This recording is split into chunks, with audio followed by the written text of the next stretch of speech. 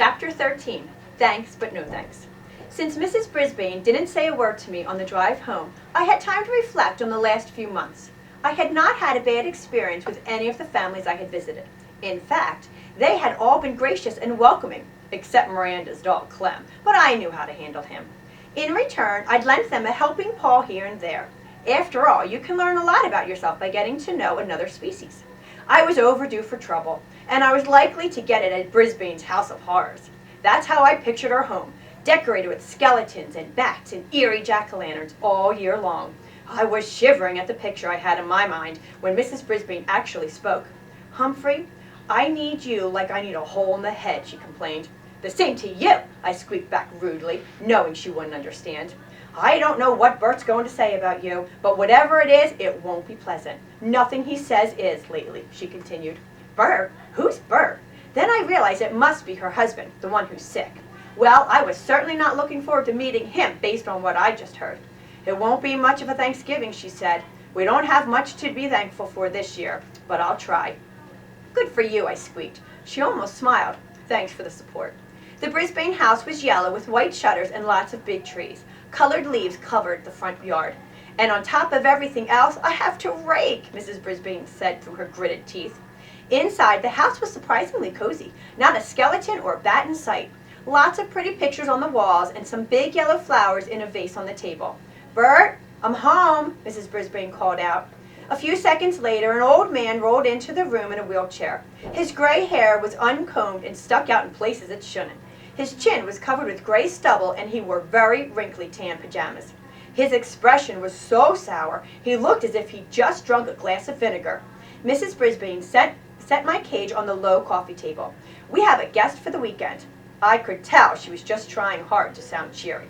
"His name is Humphrey." Mr. Brisbane sneered. "This is unacceptable. For the little pay you get, the school can't force you to spend your weekend babysitting a rat." I bit my tongue to keep from saying something unspeakably bad. "They're not forcing me," argued Mrs. Brisbane. "It's just that no one else could do it. Let's not make a mountain out of a molehill." Pardon me, but I resented being called a molehill almost as much as being called a rat. Mrs. Brisbane quickly changed the subject. "I thought you were going to get dressed today." "Why should I? I'm not going to see anybody," Bert Brisbane growled, "except you and the rat." Mrs. Brisbane got up and walked out of the room without saying another word. Boy, nobody in room 26 could get away with talking to Mrs. Brisbane like that. I wished I could send her husband to Principal Morales' office right now. Everything was real quiet around the house for a while. Mrs. Brisbane changed her clothes to jeans and moved my cage onto a card table in the corner of the living room. Then she sat down and read The Guide to the Care and Feeding of Hamsters, and the chart of my classmates kept on me. "Looks like your friends have been taking good care of you," she said. "Very, very, very good," I squeaked. She fed me and gave me clean water, and then she and Mr. Brisbane ate dinner in some other room while they watched TV. They went to bed early. I'll bet they didn't say 2 words to each other. Even Miss Mack talked more at home than they did, and she lived alone. The next morning, Mrs. Brisbane was up very early, and soon the house smelled yummy. I thought maybe I would like this Thanksgiving thing after all, at least the good smelling and eating part. What I didn't like about Thanksgiving was Mr. Brisbane. While Mrs. Brisbane was clattering pots and clinkering pans and making things smell good, he sat in his wheelchair in the living room and frowned. No, I know a better vocabulary word. Scowled. After a while, he called into the kitchen. "Sue, why don't you stop all the cooking and just sit down for a minute?" Mrs. Brisbane popped her head out the door and said it wouldn't be Thanksgiving without turkey and all the trimmings. Then Mr. Brisbane said he didn't have anything to be thankful for. Mrs. Brisbane went back to the kitchen and banged around some pots and pans again. That sour expression on the old man's face was starting to get to me, so I decided to take a little spin on my wheel. I really got that thing going at high speed. I was going so fast I couldn't even see whether Mr. Brisbane was smiling or frowning. Finally, Mrs. Brisbane came into the room to sit down. "Would you look at that, Sue?" her husband asked. "He does that all the time," she said, "just spinning his wheels like me, stuck in a cage and going nowhere." Mr. Brisbane's voice was so grim I stopped spinning. Phew, I was a little dizzy.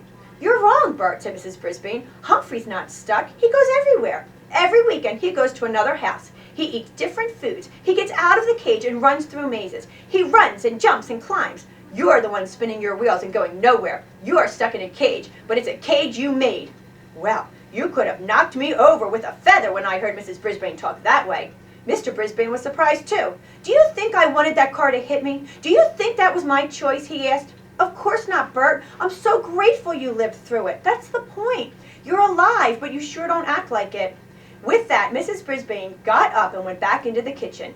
Meanwhile, Mr. Brisbane scoured and frowned and glared at me. Finally, Mrs. Brisbane put the food on the dining room table. I watched them eating their dinner from my vantage point on the table in the living room. They ate, but they didn't say much. The food is delicious, Mr. Brisbane finally said. That's the nicest thing I'd heard him say so far. Thank you, Mrs. Brisbane replied. There was silence for a while. Then Mr. Brisbane said, just think, last year after Thanksgiving dinner, Jason and I threw the football around the backyard. Now I'm stuck here and Jason is in Tokyo. Let's call him, Bert, his wife suggested. It's too early there, he said. We'll have to call later. Football? Jason? Tokyo? You can learn a lot if you stop spinning and start listening. I listened late that night when they called Jason, who turned out to be their grown-up son who was working in Tokyo, which is far, far, far away, even further than Brazil, according to the maps in room 26. Boy, there was more to Mrs. Brisbane than I'd ever dreamed. One was mean to me. One was nice to students. One was a wife. Another one was a mother. One was a cook. One wore dark pantsuits. The other wore jeans. But which one was the real Mrs. Brisbane? That night, as they headed out of the living room and toward the bedroom, I heard Mrs. Brisbane, the wife, say, I know you think I was being hard on you, Bert, but it really is time for you to think about what you're going to do with the rest of your life. Mr. Brisbane didn't answer. Tip 13. Remember, hamsters are very, very curious.